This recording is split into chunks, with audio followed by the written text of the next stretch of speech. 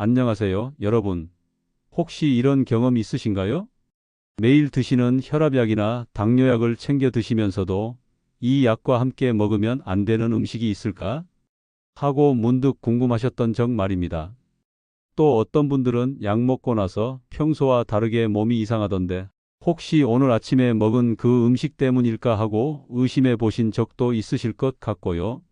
아니면 병원에서 약과 함께 드시면 안 되는 음식이 있어요 라는 말씀을 들었는데 정작 어떤 음식인지 정확히 기억이 안 나서 불안하셨던 경험도 있으실 거예요. 맞습니다. 우리가 매일 복용하는 약들, 특히 혈압약이나 당뇨약 같은 만성질환 관리, 약물들은 특정 음식과 함께 먹으면 약 효과가 떨어지거나 오히려 부작용이 생길 수 있거든요. 그런데 이런 중요한 정보를 제대로 알고 계신 분들이 생각보다 많지 않으시더라고요. 오늘 영상 끝까지 보시면 약별로 피해야 할 음식 체크리스트와 함께 맛있게 즐기실 수 있는 대체 레시피까지 알려드릴게요. 특히 마지막에는 약을 드시는 시간과 식사 시간을 효과적으로 조절하는 실용적인 팁도 준비했으니까 꼭 끝까지 함께 해주세요. 구독과 좋아요는 더 많은 분들께 도움이 되는 정보를 전하는 데 큰 힘이 됩니다. 먼저 이해하기 쉽게 설명드리면 우리 몸을 하나의 정교한 공장이라고 생각해 보세요. 약은 이 공장에서 특정한 일을 하도록 보내진 일꾼이라고 볼 수 있습니다. 그런데 어떤 음식들은 마치 이 일꾼의 길을 막거나 일하는 도구를 빼앗아 가거나 심지어 일꾼을 엉뚱한 곳으로 보내버리는 역할을 하기도 해요. 좀 더 구체적으로 말씀드리면 우리가 약을 먹으면 그 약이 위장에서 녹아서 피로 흡수되고 피를 타고 돌아다니면서 필요한 곳에 가서 일을 하게 돼요. 그런데 특정 음식들이 이 과정을 방해하는 거죠. 마치 고속도로를 달리던 차가 갑자기 공사 구간을 만나서 우회로로 빠지거나 아예 막혀버리는 것과 같다고 보시면 됩니다. 의료진들이 공통으로 말하는 것은 65세 이상 어르신들 중 10명 중 8명 정도가 2가지 이상의 약을 복용하고 계시는데 이분들 중 절반 정도는 약과 음식이 서로 영향을 준다는 사실을 정확히 알지 못하고 계신다는 거예요. 이게 얼마나 중요한지 실제 사례를 들어서 말씀드릴게요. 이제 구체적으로 어떤 음식들을 주의해야 하는지 알아볼까요? 먼저 혈압약부터 말씀드릴게요. 72세 김순자 어머님 같은 경우를 예로 들어보면 고혈압으로 10년째 약을 드시고 계신데 어느 날 갑자기 혈압이 롤러코스터처럼 오르락내리락 하더라고 하시더라고요. 병원에 가보니 특별한 문제는 없고 약도 잘 드시고 계신다고 하셨어요. 그런데 자세히 물어보니 매일 아침 혈압약과 함께 건강에 좋다고 해서 자몽 주스를 드시고 계셨던 거예요. 자몽이나 자몽 주스는 혈압약 중에서도 혈관을 넓혀주는 종류의 약과 만나면 마치 약의 힘을 몇 배로 키워주는 역할을 해요. 이렇게 되면 약이 필요 이상으로 강해져서 혈압이 갑자기 너무 떨어져 버려요. 마치 자동차 브레이크를 살짝 밟으려고 했는데 갑자기 급제동이 걸리는 것과 같다고 보시면 됩니다. 그래서 어지러움이나 심한 경우 의식을 잃을 수도 있거든요. 김순자 어머님도 실제로 어느 날 화장실에서 일어나시다가 갑자기 어지러워서 주저앉으셨다고 하시더라고요. 다행히 크게 다치지는 않으셨지만 가족분들이 얼마나 놀라셨겠어요. 그 이후로는 자몽 주스 대신 다른 과일 주스로 바꾸셨고 혈압도 안정을 찾으셨다고 하시더라고요. 그 외에도 혈압약을 드시는 분들이 주의하셔야 할 음식들이 있어요. 바나나나 오렌지 같은 과일들도 조심하셔야 해요. 이런 과일들에는 칼륨이라는 성분이 많이 들어있는데 혈압을 낮춰주는 특정 약과 함께 드시면 우리 몸속에 칼륨이 너무 많아져요. 이는 마치 스마트폰 배터리가 과충전되어서 폭발 위험이 생기는 것과 비슷하다고 생각하시면 돼요. 심장이 불규칙하게 뛰거나 근육에 힘이 빠질 수 있거든요. 김순자 어머님도 자몽 주스 문제를 해결한 후에 건강에 좋다고 해서 매일 바나나 2개씩 드셨는데 어느 날부터 다리에 힘이 없고 가슴이 두근거리는 증상이 생기셨어요. 병원에서 검사해 보니 칼륨 수치가 정상보다 훨씬 높게 나왔던 거죠. 의사 선생님께서 바나나 양을 줄이라고 하셨고 일주일 정도 지나니까 증상이 많이 좋아지셨다고 하시더라고요. 그리고 짠 음식들, 특히 젓갈류나 장아찌, 라면 같은 나트륨이 많은 음식들은 혈압약의 효과를 떨어뜨리는 역할을 해요. 이는 마치 약이 열심히 혈압을 낮추려고 하는데 짠 음식이 계속 혈압을 올리려고 하는 줄다리기 상황이라고 생각하시면 이해가 쉬우실 거예요. 결국 약이 제대로 일을 못하게 되는 거죠. 김순자 어머님도 평소 좋아하시던 김치찌개와 된장찌개를 자주 드셨는데 혈압이 계속 높게 나와서 약을 더 강한 걸로 바꿔야 하나 고민이셨대요. 그런데 식단에서 짠 음식을 줄이고 싱겁게 드시기 시작하니까 같은 약으로도 혈압이 잘 조절되시더라고 하시더라고요. 여러분은 어떠신가요? 혹시 혈압약을 드시면서 자몽이나 바나나, 짠 음식을 자주 드시고 계신 건 아닌가요? 다음으로 당뇨약과 상극인 음식들에 대해 알아볼까요? 68세 박영수 아버님의 경우를 보면 당뇨 진단을 받고 약을 드시기 시작한 지 3개월 정도 되셨는데 어느 날 갑자기 혈당이 크게 떨어져서 식은땀이 나고 손이 떨리는 증상을 겪으셨어요. 처음에는 약을 잘못 드신 건가 싶어서 확인해 보니 평소와 똑같이 드셨더라고요. 그런데 자세히 살펴보니 건강에 좋다고 해서 계피차를 진하게 끓여서 매일 큰 컵으로 3잔씩 드시고 계셨던 거였어요. 계피는 자연적으로 혈당을 낮추는 효과가 있어요. 평소라면 좋은 일이겠지만 당뇨약과 함께 드시면 마치 내리막길에서 브레이크와 엔진 브레이크를 동시에 거는 것과 같아서 혈당이 위험할 정도로 떨어질 수 있거든요. 박영수 아버님도 그날 아침에 갑자기 온몸에 힘이 빠지고 식은땀이 나면서 정신이 흐릿해지셨다고 하시더라고요. 다행히 가족분이 빨리 발견해서 응급실에 가셨고 포도당을 맞으신 후에 괜찮아지셨다고 해요. 또 주의하셔야 할 것이 술이에요. 술은 당뇨약과 만나면 정말 예측하기 어려운 일들이 벌어져요. 때로는 혈당을 급격히 떨어뜨리기도 하고 때로는 오히려 올리기도 해서 마치 혈당 조절이 롤러코스터를 타는 것처럼 불안정해져요. 이는 술이 우리 간에서 당분을 만들어내는 과정을 방해하기 때문인데 마치 공장의 생산 라인이 갑자기 멈췄다가 다시 급하게 돌아가는 것과 같다고 보시면 됩니다. 박영수 아버님도 어느 가족 모임에서 축하주를 조금 드셨는데 평소보다 당뇨약 효과가 너무 강해져서 중간에 응급실에 가셨던 일이 있으셨어요. 다행히 큰 문제는 없으셨지만 그 이후로는 어떤 자리에서도 술은 절대 드시지 않으신다고 하시더라고요. 그리고 의외로 많은 분들이 모르시는 것 중 하나가 감초예요. 감초가 들어간 한방차나 사탕류를 자주 드시면 혈당 조절에 방해가 될 수 있어요. 감초는 우리 몸에서 당분을 처리하는 방식에 영향을 주거든요. 마치 컴퓨터 프로그램이 갑자기 다른 명령어를 받아서 엉뚱하게 작동하는 것과 같다고 생각하시면 돼요.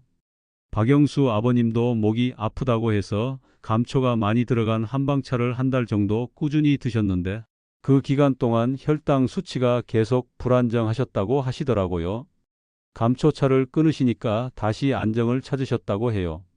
이 외에도 알아두시면 좋은 약과 음식 조합들이 있어요. 피를 묽게 만드는 약을 드시는 분들이 있으시죠?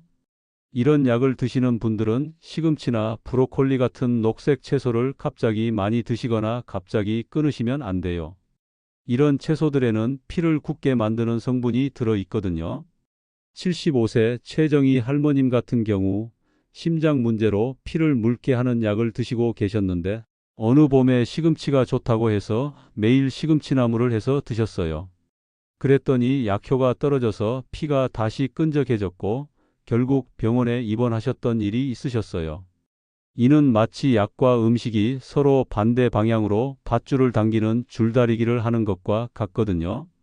의사 선생님께서 시금치를 아예 끊으라고 하신 건 아니고 매일 같은 양씩 드시라고 하셨대요. 갑자기 많이 드시거나 갑자기 안 드시는 게 문제라고 하시더라고요. 또 골다공증 약을 드시는 분들은 우유나 치즈 같은 유제품과 함께 드시면 약이 제대로 흡수가 안 돼요. 이는 마치 문 앞까지 온 택배 기사가 문이 잠겨 있어서 물건을 전달하지 못하는 상황이라고 보시면 됩니다.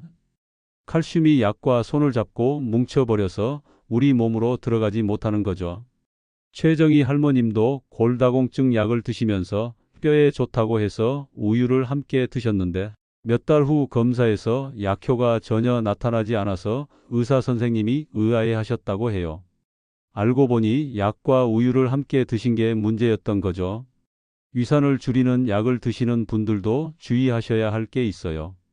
콜라나 오렌지 주스 같은 산성 음료와 함께 드시면 약이 제대로 녹지 않을 수 있어요. 이는 마치 비누가 산성 물에서는 거품이 잘 안 나는 것과 같은 원리예요. 그렇다면 어떻게 해야 할까요? 이 부분이 정말 중요해요. 가장 중요한 것은 시간을 잘 맞추는 거예요. 일반적으로 약과 음식 사이에는 최소 1시간에서 2시간 정도의 간격을 두시는 것이 좋아요. 이는 마치 약이 우리 몸에서 제대로 자리를 잡고 일을 시작할 시간을 주는 것과 같다고 보시면 됩니다. 최정희 할머님의 경우가 좋은 예시예요. 처음에는 아침에 일어나시자마자 혈압약을 드시고 바로 아침 식사를 하셨어요. 그런데 의사 선생님과 상담 후에 아침에 일어나서 혈압약을 드시고 1시간 정도 지나서 아침 식사를 하시도록 바꾸셨어요. 그 결과 혈압 조절이 훨씬 안정적이 되셨다고 하시더라고요. 처음에는 불편하셨지만 일주일 정도 지나니까 자연스럽게 습관이 되셨다고 해요. 또 다른 팁은 약을 드실 때 물을 충분히 마시는 거예요. 최소한 컵 반 정도는 마셔주셔야 해요. 이는 마치 약이 우리 몸속에서 잘 돌아다닐 수 있도록 길을 만들어주는 것과 같아요. 물이 부족하면 약이 목이나 위에 붙어 있다가 제대로 흡수되지 않을 수 있거든요. 그리고 약을 드시는 시간을 일정하게 지키는 것도 중요해요. 매일 같은 시간에 드셔야 우리 몸이 약에 적응하고 최적의 효과를 낼 수 있어요. 마치 우리가 매일 같은 시간에 밥을 먹으면 위장이 그 시간에 맞춰서 소화액을 준비하는 것과 같은 원리예요. 최정희 할머님도 처음에는 약 드시는 시간이 들쭉날쭉하셨어요. 어떤 날은 아침 7시에, 어떤 날은 9시에 드시고 하셨는데 혈압이 계속 불안정하셨거든요. 그런데 매일 아침 8시에 맞춰서 드시기 시작하니까 혈압이 훨씬 안정되셨다고 하시더라고요. 이제 여러분이 가장 궁금해하실 부분, 바로 대체 레시피에 대해 말씀드릴게요. 좋아하시던 음식을 포기하라고 하면 너무 서운하시잖아요. 그래서 비슷한 맛을 내면서도 안전한 대체 음식들을 준비했어요. 자몽 주스를 좋아하시던 분들께는 석류 레몬차를 추천드려요. 석류 1개 분량의 씨를 믹서에 갈아서 체에 걸러주시고 거기에 따뜻한 물을 부어서 우린 다음에 레몬 반 개즙을 넣고 꿀 1스푼을 넣어서 드시면 됩니다. 새콤달콤한 맛이 자몽 주스와 비슷하면서도 약과 상극이 되지 않아요. 석류는 오히려 혈관 건강에 도움이 된다고 하니까 일석이조죠. 김순자 어머님도 자몽 주스 대신 이석류 레몬차를 드시기 시작하셨는데 처음에는 맛이 다르다고 하셨지만 지금은 이게 더 맛있다고 하시더라고요. 특히 아침에 마시면 개운하다고 하세요. 칼륨 걱정 때문에 바나나를 못 드시는 분들께는 사과 요거트를 추천해요. 사과 반 개를 작게 썰어서 플레인 요거트 1컵에 넣고 계피 가루를 살짝 뿌려서 드시면 바나나만큼이나 달콤하고 건강해요. 사과는 칼륨 함량이 바나나보다 훨씬 낮아서 혈압약을 드시는 분들도 안심하고 드실 수 있어요. 김순자 어머님도 바나나 대신 사과 요거트를 드시기 시작하셨는데 오히려 소화가 더 잘 된다고 하시더라고요. 특히 저녁 식사 후에 후식으로 드시면 속이 편하다고 하세요. 계피차를 즐겨 드시던 분들은 생강 꿀차로 바꿔보세요. 생강 한 조각을 얇게 썰어서 끓인 물에 10분 정도 우린 다음에 꿀을 넣어서 드시면 몸도 따뜻해지고 소화에도 도움이 돼요. 생강은 계피처럼 혈당을 급격히 떨어뜨리지 않아서 당뇨약을 드시는 분들도 안심하고 드실 수 있어요. 박영수 아버님도 계피차 대신 생강 꿀차를 드시기 시작하셨는데 맛도 좋고 혈당도 안정적으로 유지되신다고 하시더라고요. 특히 감기 기운이 있을 때 드시면 더 효과적이라고 하세요. 비타민 K 때문에 시금치를 조심하셔야 하는 분들은 상추 샐러드를 드셔보세요. 상추에 오이, 토마토를 넣고 올리브 오일과 레몬즙으로 간단하게 간을 하시면 상큼하고 건강한 샐러드가 완성돼요. 상추는 시금치보다 비타민 K 함량이 훨씬 낮아서 피를 묽게 하는 약을 드시는 분들도 걱정 없이 드실 수 있어요. 최정희 할머님도 시금치나물 대신 상추 샐러드를 드시기 시작하셨는데 더 아삭하고 시원해서 좋다고 하시더라고요. 특히 여름에는 시원한 상추 샐러드가 입맛을 돋워준다고 하세요. 짠 음식을 좋아하시는 분들을 위해서는 허브 소금을 추천드려요. 일반 소금 대신 바질, 로즈마리, 타임 같은 허브를 말려서 소금과 함께 갈아서 사용하시면 짠맛은 줄이면서도 풍미는 더 좋아져요. 이렇게 하면 나트륨 섭취량을 절반 이하로 줄일 수 있어서 혈압약을 드시는 분들에게 도움이 돼요. 김순자 어머님도 허브 소금을 사용하기 시작하셨는데 처음에는 싱겁다고 하셨지만 지금은 이게 더 깔끔하고 맛있다고 하시더라고요. 특히 고기 요리할 때 사용하시면 잡냄새도 없애주고 맛도 좋아진다고 하세요. 우유와 함께 골다공증 약을 드셨던 분들은 약 복용 시간을 조절해 보세요. 아침에 공복에 약을 드시고 2시간 후에 우유나 유제품을 드시면 돼요. 또는 약 대신 두유나 아몬드 우유를 드셔보시는 것도 좋은 방법이에요. 칼슘 함량은 비슷하면서도 약과의 상호작용은 적거든요. 최정희 할머님도 골다공증 약을 아침 공복에 드시고 점심때 우유를 드시는 방식으로 바꾸셨는데 약효도 제대로 나타나고 우유도 계속 드실 수 있어서 만족하신다고 하시더라고요. 여러분은 어떠신가요? 평소에 즐겨 드시던 음식 중에 약과 상극인 것들이 있으셨나요? 걱정하지 마세요. 완전히 포기하실 필요는 없어요. 시간을 조절하거나 대체 음식을 찾으면 충분히 해결할 수 있거든요.